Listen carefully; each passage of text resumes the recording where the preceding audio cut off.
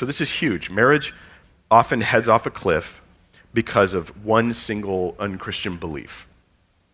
I won't do my part if they won't do their part. Let's go to question 1.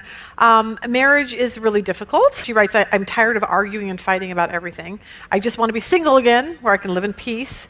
I'm about to leave my marriage, what do I do? How do I enjoy my marriage when I just don't even want to be married? Yeah. It's tough to answer this kind of question I know. from this perspective because I want to find the person and say, just talk for like an hour and let's just listen. But the first thing I think is, you want out, and my heart breaks at that because I actually start to wonder, is there anything I say that can help at this point? Because you can reach a level of exasperation where reason and solutions and all that are actually annoying because all you want is an escape hatch. And so my encouragement would be, slow down, because your tiredness and your frustration could have you making a decision in the midst of that is a bad decision. And I would instead want you to refocus upon the Lord. And if that sounds like, then that's even all the more why you got to do it. Right. But let's talk first about being tired of fighting. Marriage doesn't require arguing and fighting about everything, but there are plenty of marriages where that happens. When I was growing up, the arguments between my mother and my stepdad were so long that they had to take bathroom breaks. And they were loud. And it was just yelling, and it was like, I guess we're not watching TV tonight, we're just waiting in the room. And that's the norm of that marriage. It was always just this sort of, fighting and arguing all the time.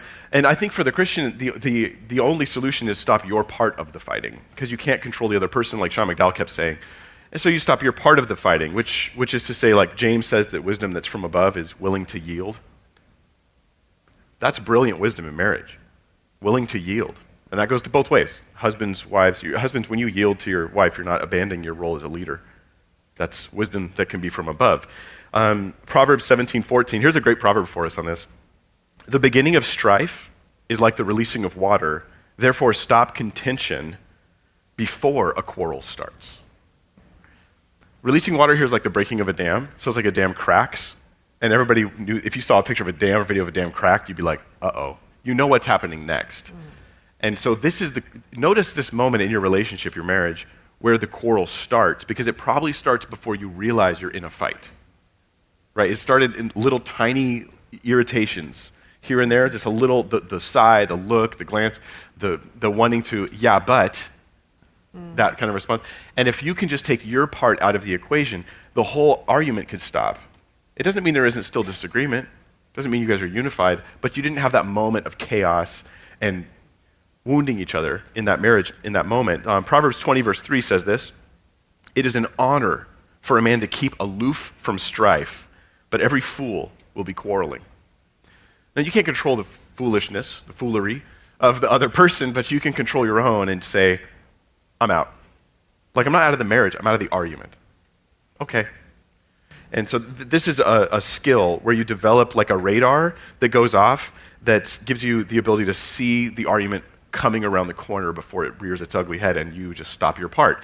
But that doesn't answer this full question, because there's a much bigger issue about marriage, which is, the person asks, how do I enjoy my marriage? And I'd say enjoyment is important, and this is something that Sean has said and Alan has said. Your enjoyment of your marriage is important, but it's not the purpose of the marriage. It's not the primary purpose of the marriage. It's one of the reasons. Like, you don't go into it thinking like, I hope this hurts. But it's not like the purpose, right? So there's two central aspects to a Christian marriage that are not present in a worldly marriage, generally speaking at least. The first is this, is that a marriage you think of as between you and your spouse, and you tend to think of it as it serves you. This is just our natural selfish. This is why I'm wired that way too, right? I tend to think of how it serves me. But the third person in the marriage is God. Now, he's not married to you. He stands above your marriage as the ultimate purpose of your marriage, and the person who's involved in it, in at least your part of the marriage, if not your spouse's part of the marriage. So the Christian husband or wife has a person they care about beyond themselves or their spouse. And this was like the rallying cry of the early church. This got them in trouble with Caesar and Rome and all this other stuff, is because they kept saying things like, Jesus is Lord. But that's the theme of my marriage. And should I say this? Maybe I can't speak for my whole marriage because I can't control my spouse. That's the theme for my part of my marriage. Jesus is Lord. And that, when you bring that into it, it kind of changes your perspective, because now me being dissatisfied with the marriage, I have to then ask, but Jesus is Lord, so how does he want me to handle the situation? And it changes everything. So you do all things as unto the Lord because he bought you with a price. I mean, what I'm saying is, husband, wife, when you feel exasperated and you feel like I'm just done, I'm over it, you need to look to Jesus on the cross and ask if the price he paid, his death on the cross, was worthy of my obedience in my marriage. Because like Paul says, and the way he says it to the Corinthians is kind of crazy, because he goes, don't you guys know your body's not your own? Think about it. He had to ask it like a question, because he saw their behavior and he thought, maybe there's like this fundamental truth about being a Christian that you haven't grasped. The lordship of Jesus, that he bought you with a price, and therefore you should glorify God with your body, right? With yourself, which belongs to him. And so we get this in marriage too. If you notice the instruction to husbands and wives, there's a few really interesting peculiarities that are different than what you'd read about in the ancient world. One of them is the reason behind the instructions. So in Ephesians 5:22, it says, wives, submit to your own husbands as to the Lord, which doesn't mean, I will treat my husband as though he is the Lord. That's weird. It means that you're doing it unto the Lord, not just unto him. There's a third person that's more important. I'm going to honor God by yielding to my spouse. Husbands, it says in Ephesians 5:25, love your wives as Christ loved the church and gave himself up for her. So when you think of a reason not to love your spouse, you're like, well, look at us when Jesus died for us. How could I possibly have an excuse to be unloving at any point? When you look at 1 Peter 3, where it talks about wives, yielding even to an unsaved husband, it then concludes it by saying that this behavior is, quote, in God's sight, very precious. So I would want to see this person say, can you get your heart back to a point where you look beyond your spouse and beyond yourself, and you look up to heaven and you say, I want to make you pleased with the way I live in my marriage? Or do I actually see you as annoying, God, because you're holding me bound to something I don't want anymore? And this is a real heart surgery issue, just to be real open and honest about where you're at and deal with it. So this is huge. Marriage often heads off a cliff because of one single unchristian belief. I won't do my part if they won't do their part. Mm-hmm. And that's like, to me, the thing I had to continually root out, especially our early first years of marriage. And now things are totally perfect, but at first, things are a little rough. No, of course not. But they're better than they were when we started figuring things out. And I didn't realize how intense my own desire to basically give up on my part when I felt she wasn't doing her part, how strong that would be. And so it was just having to labor at that and labor at that and labor at that. And I don't think that ever stops. But that is the thing we're called to as Christians. So can you, as a Christian, I'm going to call you to real Christianity here. Can you find pleasure in God's pleasure in the way you steadfastly honor him in your marriage, even if other things are not happening for you in that marriage?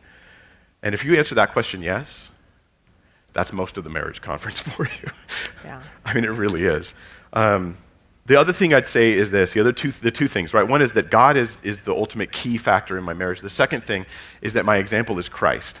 And by remembering my example is Christ, what I mean is that all the excuses I have to dishonor my spouse, to not love them, they all get washed away when I see Jesus on the cross crying out, Father, forgive them.